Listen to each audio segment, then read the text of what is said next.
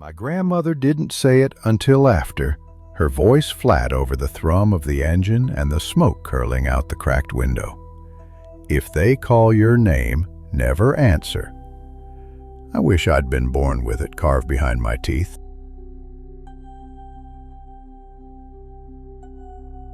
Bonnie and my cousin Jedediah lived so far out in Pennsylvania that the mailbox looked like a dare.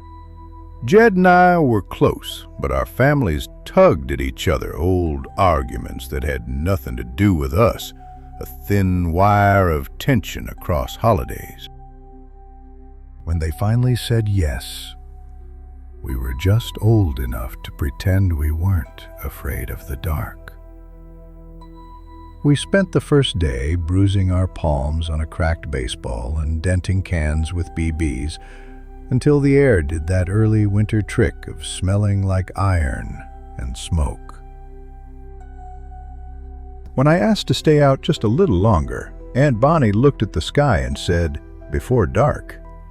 Uncle Rick added, "Wolves," in a tone that was more excuse than warning. I'd never seen wolves in Pennsylvania. We threw rocks at the tree line anyway, listening for the plunk of the creek. "If it splashes, it's a big one," Jed said. We were inside at dusk, obedient and pleased with ourselves. Sometime deep in the night, I woke to a sound I decided was laughter. Not the belly kind, but the breathy, rushing up on you kind. It thinned and thickened with the wind. I went back to sleep and asked in the morning where the neighbors were. "They own 200 acres on all sides," my grandmother said when she came to get me. "There aren't neighbors for at least a mile." The unease that rose in me went back down as easily as water in a glass. A week later, Aunt Bonnie was softer. "Before dark," she said, and smiled like it was a joke.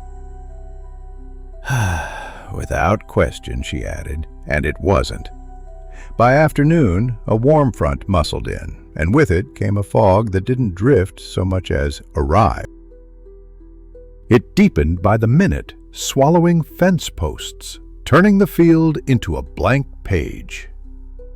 From somewhere far, a siren wound up and down a long mournful note that climbed and sank, climbed and sank.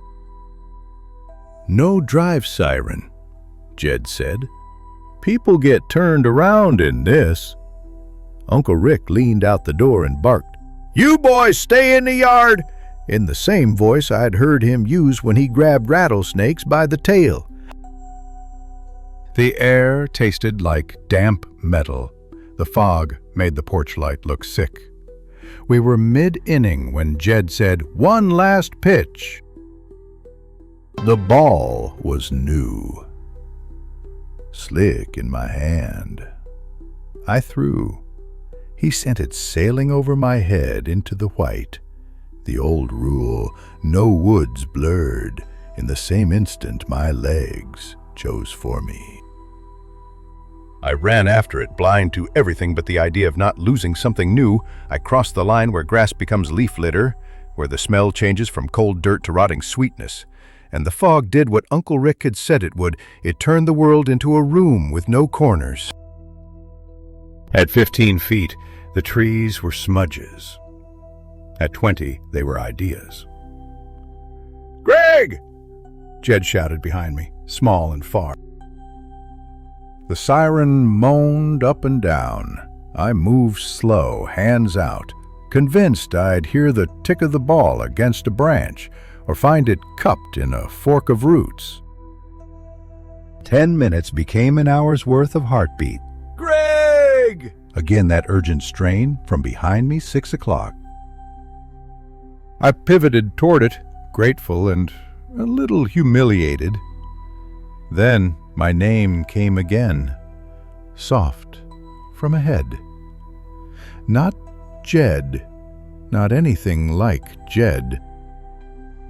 Holds sound and teases it, It throws voices like stones. That's what I told myself. The voice said my name, as if tasting it. A question. A little girl question.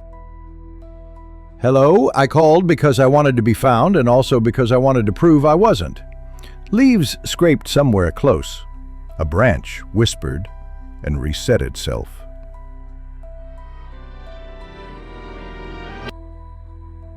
I took a step and another. The siren keened. "Hello!" I shouted, and the fog took my breath and gave it back colder. Laughter answered. Not right in front of me, higher, in the trees, far and near, around. The rustling came again, deliberate now, a dragging noise like something collecting itself from the ground.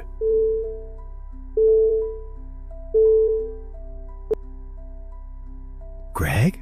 the little voice asked, and a shape slid into view between two trees. No, not a shape, a mistake of light. Two bare feet, pale as floodwater, toes curled and raking over the leaves as if they belonged to someone hanging just above the ground. I didn't see the rest, or my mind refused to. A beam of white broke the fog, stabbing me full in the face. Big hands latched my arm and yanked me so hard, my shoulder screamed. "Go home, Uncle Rick," said into my ear, not shouted, not explained, commanded. We ran blind, tethered by his grip, and the fog closed in behind. The trees became doorways, and then real doors. The porch boards banged under our boots. The house groaned with our arrival. The lock rattling, the deadbolt thrown, the lights snapped off in a flurry as if illumination itself could be seen. "You don't know what's in those woods," Uncle Rick said to the dark and to me and to himself. His hands shook against the chain. Aunt Bonnie stood very still, her face like someone hearing a distant, approaching thing. No one yelled, no punishment, no lecture, just bed. Jed didn't meet my eye. We lay awake in our separate silences, like kids who'd heard their parents swear for the first time.